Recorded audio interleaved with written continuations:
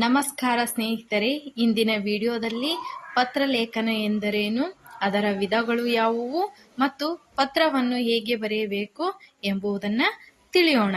ಹೌದಾ? ಇಲ್ಲಿ ನೋಡ್ರಿ, ಇಲ್ಲಿ ಪತ್ರಲೇಖನ ಎಂದರೇನು ಏನಪ್ಪಾ ಇದಕ್ಕಿಂತ ಮುಂಚೆ ನಾವು ಸ್ವಲ್ಪ ಏನ್ ಮಾಡೋಣ. ಪತ್ರಲೇಖನ ಅಂತಂದ್ರ ಇನ್ನೊಬ್ಬರ ಜೊತೆ ಮಾತಿನ ಮೂಲಕ ವಿಷಯ ಅಭಿಪ್ರಾಯಗಳನ್ನ ಹಂಚಿಕೊಳ್ಳುತ್ತೇವೆ. ಹೌದಾ? ಅವರು ನೇರವಾಗಿ ಸಂಪರ್ಕಕ್ಕೆ ಸಿಗದಿದ್ದಾಗ ಅಂತಹ ಸಂದರ್ಭಗಳಲ್ಲಿ ಬರವಣಿಗೆಯ ಮೂಲಕ ಏನ್ ಮಾಡ್ತೀವಿ, ಅವರಿಗೆ ವಿಷಯಗಳನ್ನ ತಿಳಿಸ್ತೇವೆ. ಹಂಗಾದ್ರೆ ಪತ್ರಲೇಖನ ಅಂದ್ರೆ ಏನಪ್ಪಾ, ಒಬ್ಬ ವ್ಯಕ್ತಿ ತನ್ನ ವಿಚಾರ, ಮಾಹಿತಿ, ಭಾವನೆ ಅಥವಾ ವಿನಂತಿಯನ್ನು ಇನ್ನೊಬ್ಬರಿಗೆ ಲಿಖಿತ ರೂಪದಲ್ಲಿ ತಿಳಿಸುವ ವಿಧಾನವೇ ಪತ್ರಲೇಖನ. ಹೌದಾ? ಇಲ್ಲಿ ನೋಡ್ರಿ, ಪತ್ರ ಅಂದ್ರೆ ಏನಪ್ಪಾ, ಕಾಗದ, ಓಲೆ, ಬರೆದ ಕಾಗದ ಎಂಬ ಅರ್ಥಗಳಿವೆ. ಹೌದಾ? ಇದ್ರೊಳಗ ಎಷ್ಟು ವಿಧಗಳು ಬರ್ತಾವ ಅನ್ನೋದನ್ನ ನೋಡೋಣ ಬನ್ನಿ. ಇಲ್ಲಿ ನೋಡ್ರಿ, ಪತ್ರಲೇಖನದೊಳಗ ಕೆಲವೊಂದಿಷ್ಟು ವಿಧಾನಗಳು ಬರ್ತಾವು.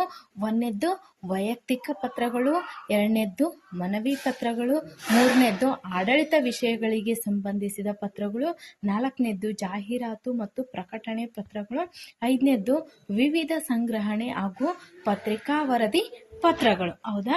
ಇಲ್ಲಿ ನೋಡ್ರಿ, ಕೆಲವೊಂದಿಷ್ಟು ನಾವೇನ್ ಮಾಡ್ಬೇಕಪ್ಪ, ಪತ್ರ ಬರೆಯುವಾಗ ಅನುಸರಿಸಬೇಕಾದ ಏನಪ್ಪಾ ಭಾಗಗಳಾಗಿರ್ಬೋದು ಅಥವಾ ನಿಯಮಗಳಾಗಿರ್ಬೋದು ನೋಡೋಣ. ಕಳಿಸುವವರ ವಿಳಾಸ ಅಂದ್ರ ಮೇಲ್ಭಾಗದಲ್ಲಿ ದಿನಾಂಕ ಆಗಿರ್ಬೋದು, ಹೆಸರು ಆಗಿರ್ಬೋದು, ವಿಳಾಸವನ್ನ ಏನ್ ಮಾಡ್ಬೇಕು, ಬರಿಬೇಕು. ಸ್ವೀಕರಿಸುವವರ ವಿಳಾಸ, ನಾವ್ ಯಾರಿಗೆ ಬರೀತೀವಲ್ಲ ಅವ್ರದ್ದು, ನಾವು ಯಾರು ಸ್ವೀಕಾರ ಮಾಡ್ತಾರಲ್ಲ, ಯಾರ ಪತ್ರವನ್ನ ಇಸ್ಕೋತಾರಲ್ಲ ಅವ್ರದ್ದು ವಿಳಾಸವನ್ನ ಬರಿಬೇಕು. ಅಂದ್ರೆ ಸಂಬೋಧನೆ ಅಂದ್ರೆ ನೀವು ತಂದೆ ಬರೀತಿರೋ, ತಾಯಿಗೆ ಬರೀತಿರೋ, ಸರಿಗೆ ಬರೀತಿರೋ, ಅದು ಸಂಬೋಧನೆ. ಪತ್ರದ ವಿಷಯ ಅಂದ್ರೆ ಇಲ್ಲಿ ನೀವು ಪತ್ರ ಅಂದ್ರ ಕೋರಿಕೆ ಪತ್ರ ಬರೀತಿರೋ, ಹಾರೈಕೆ ಪತ್ರ ಬರೀತಿರೋ ಅಂದ್ರ ಅದನ್ನ ನೀವು ತಿಳಿಸ್ಬೇಕು. ಕೊನೆಯ ಶುಭಾಶಯ ಆಗಿರ್ಬೋದು. ಮತ್ತೆ ಏನಪ್ಪಾ, ಇದು ಬರವಣಿಗೆ ಲಾಸ್ಟ್ ಒಳಗೆ ಏನ್ ಮಾಡ್ಬೇಕು, ನಮ್ ಸಹಿ ಅಥವಾ ಹೆಸರನ್ನ ಏನ್ ಮಾಡ್ಬೇಕು, ನಾವು ಬರಿಬೇಕು. ಇನ್ನೊಂದು ಮೇನ್ ಥಿಂಗ್ ಏನಪ್ಪಾ ಅಂತ ಹೇಳಿ ಅಂದ್ರ, ಬರವಣಿಗೆ ಏನಾಗಿರ್ಬೇಕಪ್ಪ, ಅಂದವಾದ ಶೈಲಿಯಲ್ಲಿ ಆಕರ್ಷಕವಾಗಿ ಇರ್ಬೇಕು. ನೋಡ್ರಿ, ಕೆಲವೊಂದಿಷ್ಟು ಸಂಬೋಧನೆಗಳು ಬರ್ತಾವ ಅಂತ ಹೇಳಿದ್ದೆ. ಅಂದ್ರೆ ನಾವು ಯಾರಿಗೆ ಯಾವ ರೀತಿಯಾಗಿ ಪತ್ರ ಬರಿಬೇಕು ಅಂತ ಹೇಳಿ.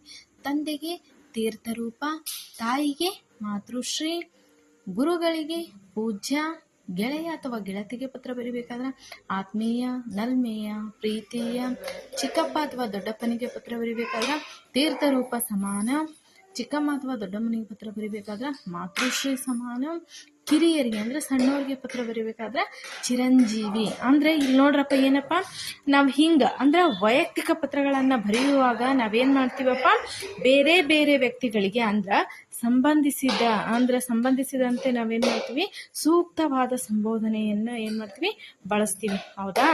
ಇದು ನಾವು ಅವರಿಗೆ ತೋರಿಸುವ ಒಂದು ರೀತಿಯಾದಂತಹ ಗೌರವ ಅಂತ ಹೇಳಿ ಅನ್ಬೋದು.